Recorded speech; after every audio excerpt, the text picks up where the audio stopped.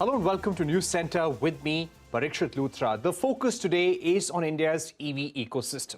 The Heavy Industries Ministry has made it mandatory for electric vehicle makers to carry out certain tests from April 2023 in order to avail incentives under several schemes, such as the PLI for automobiles, PLI for auto components, the ACC PLI scheme, and the FAME incentive scheme as well. This comes after more than a dozen incidents of electric vehicles catching fire that have been reported since March. Starting April 2023, electric vehicles will have to undergo new mandatory tests on battery packs, cells, temperature cycling, altitude simulation, shock exposure, fire exposure. These are just some of the tests that the BMS, the battery pack and the cell has to be subjected to. To take this forward, I'm now joined by Arun Goel, the Secretary for the Heavy Industries Ministry, someone who can really throw light and explain us why these tests are important from a safety point of view. Mr. Goel, thank you very much for joining us. The PLI schemes and the FAME schemes already have a 50% localization criteria. Why has the ministry now introduced mandatory testing if one company has to avail incentives under PLI or FAME? Parikshit, you see, domestic value addition condition, which was 50%, is entirely independent of the safety standards. Now, these standards are to ensure that the product being sold in the market is safe for the users, that is humans. From that perspective, all these tests have been brought in. As you were mentioning, they are, we have now come out with a very comprehensive testing mechanism at the cell level, at the battery management system level, as well as the battery pack level. Now, this is the target is that the products being sold in our country should be able to meet with the international standards. Now, it has a dual objective. One, human safety, and the Indian people, Indian consumers will be able to get the world-class products. And secondly, because of the Indian market size, the industry will be able to produce on a scale the products of international standards, which subsequently they will be able to export. Now, let's see if in India a low quality product is manufactured, then in the global market the manufacturers would not be able to export. Now, till now the auto industry has been dominated by internal combustion engine. The biggest disruption to auto industry is now coming in terms of technology. In the last 125 years of auto industry history, India has been a follower, all of us know. Now, when we are shifting from ICE to EV or the zero emission vehicles, we are looking forward that India should be one of the leaders. Now, like at the Red Fort, our Honorable Prime Minister gave a call for India to be a developed nation by 2047. Now, how do we become a developed nation? If the manufacturing goes up. In manufacturing, the auto industry plays the biggest role. So now our target is that India should become a manufacturing hub for the global EV manufacturing. Okay. So what were some of the shortcomings in product quality and risk to human safety that you felt that needed addressing? We have seen at least 12 to 14 cases of EV fires in the last few months, and almost all these players were availing incentives under FAME and PLI. You see, many of the standards have already been prescribed and implemented. First difference is, till now, our AIS does not go to cell level. Now, it is the cells which make the battery. So, to ensure safety at the fundamental level, we have to have standards at the cell level. So what we have done now, that for anybody to take advantage of Government of India schemes from April, will have to do the cell level test. These are like the impact test, temperature cycling, shock test, vibration test, fire exposure, altitude simulation. Then at the battery pack level, already prescribed tests as per AIS include propagation and water exposure.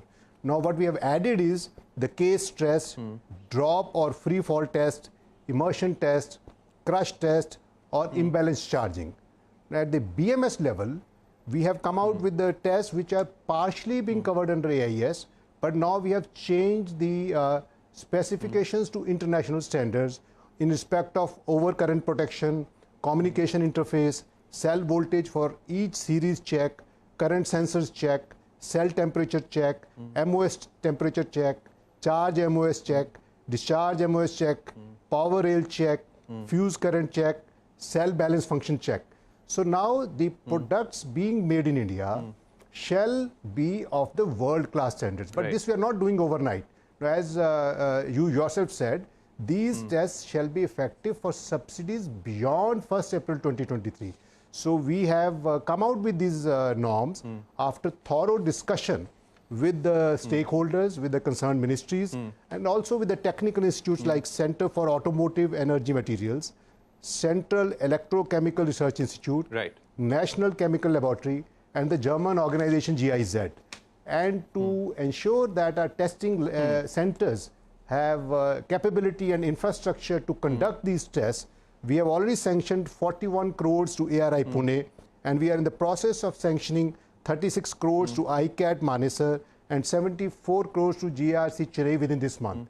So our target is most of the equipment should be up and running in these centers by end of March. So when the industry comes out with the products in April, they would be able to get their products checked from the centers. So we are trying to answer the whole thing in a very comprehensive way. We have brought the infrastructure before.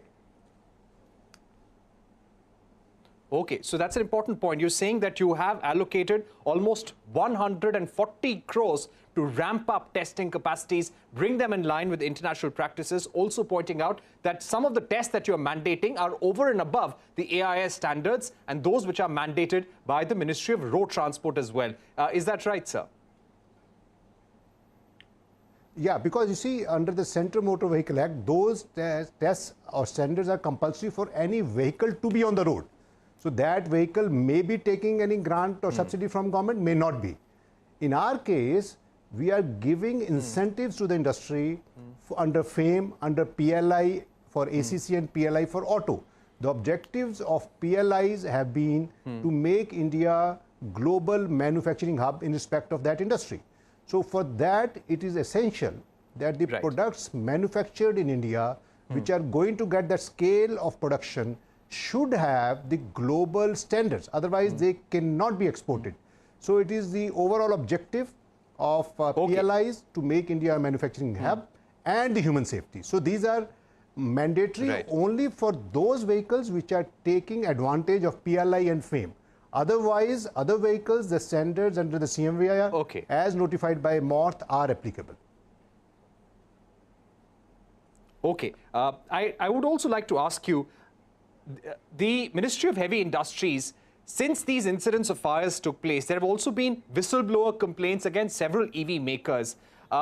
We also believe that in some cases you have stopped rolling out FAME incentives.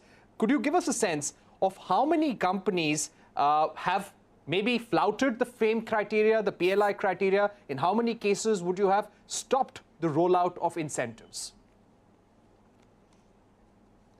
Prakshit, wherever we got a complaint, we got it checked through our testing agencies, and wherever we found any substance in the complaint, we have taken appropriate steps like either discontinuing that model being eligible or withholding the amount which has been paid to that company till that complaint is fully verified. However, where there hasn't been any complaint or where the record is clean, we have given the subsidies due to people as on date. So as on date, what I mean to say, there's always a gap of correlation of our data with the Vahan portal of MORTH, which takes about 45 days. So if you minus 45 days from today, all the companies have been given their due subsidies where there hasn't been any complaint. Right. Sir, if one looks at the FAME data, which is there on the website, on the government website, we can see that subsidies have been stopped to companies like Hero Electric, Okinawa. This has been in public domain as well. Are there more companies against whom similar action of stopping subsidies has been taken? Yes, Prakshit. How many, sir? If you can give us a sense of some of the companies. No, it won't be fair for me to name people here. Okay. I would also like to ask you, any action that you are looking to take against some of the companies which may have flouted the FAME criteria, the PLI criteria? You see, wherever there has been any wrongdoing, we are taking ultimate action against that person or organization. Wherever it is clean, we are disbursing subsidies without any delay.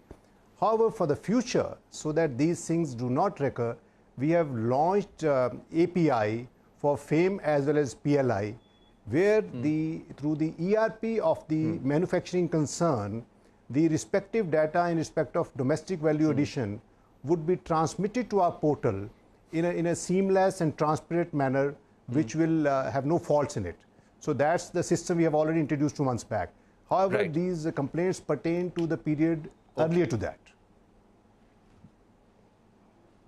Okay. And my final question, sir, there have been a lot of complaints about the range that many EV makers speak about or advertise about. Will you now shift the focus to testing for real-world range? Will that also be a criteria for availing incentives?